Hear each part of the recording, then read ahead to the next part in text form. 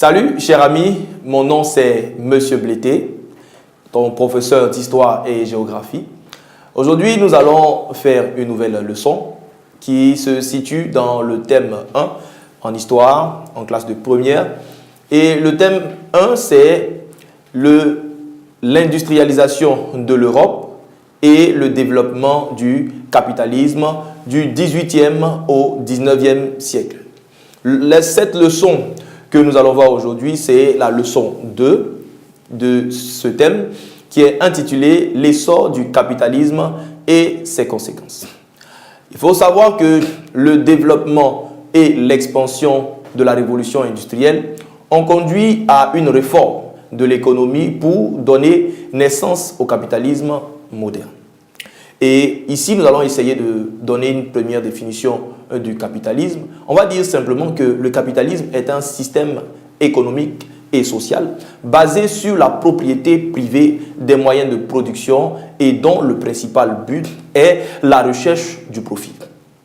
Il faut savoir qu'il y a aussi certains éléments, n'est-ce pas? C'est le développement de ce système qui dirige la quasi-totalité aujourd'hui de certaines organisations économiques dans le monde actuel. Ainsi, nous allons chercher à savoir quels sont les fondements du capitalisme, comment fonctionne-t-il et quelles en sont depuis le XVIIIe siècle ses conséquences. Voilà. Donc, dans cette leçon, nous verrons premièrement les fondements et l'évolution du capitalisme.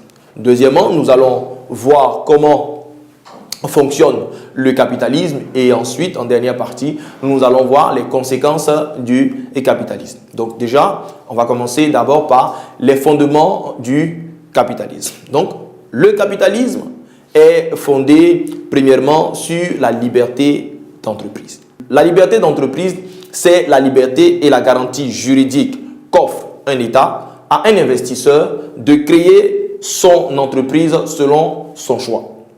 Voilà comment on pourrait définir la liberté d'entreprise. Pour la commercialisation des produits, le capitaliste ou les capitalistes sont libres de faire la concurrence dans le même domaine d'activité. Voilà la première, ou on va dire la première base du capitalisme. Deuxièmement, le capitalisme est basé sur la propriété privée des moyens de production.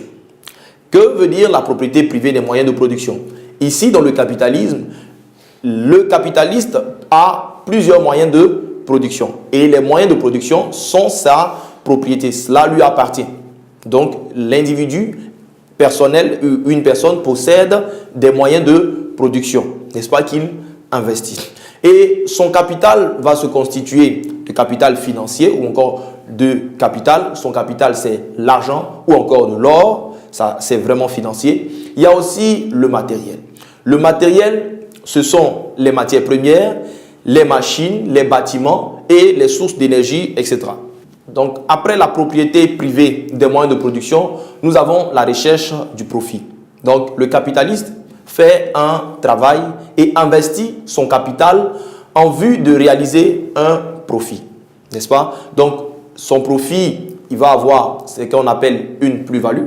Donc, un bénéfice au-delà de son investissement, n'est-ce pas? Et cette plus-value, ou encore une part de la plus-value, qui est le salaire aussi de certains ouvriers, va être de façon particulière confisquée par le patron dans le but aussi de maximiser son profit. Nous avons vu les bases du capitalisme. Voyons maintenant l'évolution du capitalisme. J'ai dit tout à l'heure que nous allons voir les bases du capitalisme, ou encore les fondements du capitalisme, et voir l'évolution du capitalisme. Le capitalisme a évolué.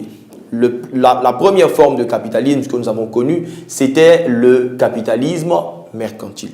Le capitalisme mercantile est un système économique qui est issu du commerce maritime qui s'est développé en Europe à partir du XIIe siècle. Donc, ainsi, d'importants capitaux ont été amassés par la réalisation de grands profits, n'est-ce pas, dans ce commerce maritime. Et le deuxième type de capitalisme que nous allons voir, c'est le capitalisme industriel, celui que nous observons depuis le XVIIIe siècle. Donc ce capitalisme industriel s'est développé à partir de la fin du XVIIIe siècle. C'est le système économique qui est issu de la révolution industrielle. Et les capitalistes vont investir dans l'exploitation des mines de charbon ou encore les minerais dans les mines de fer et dans les moyens de transport ainsi que dans la création d'entreprises industrielles. Succès assuré.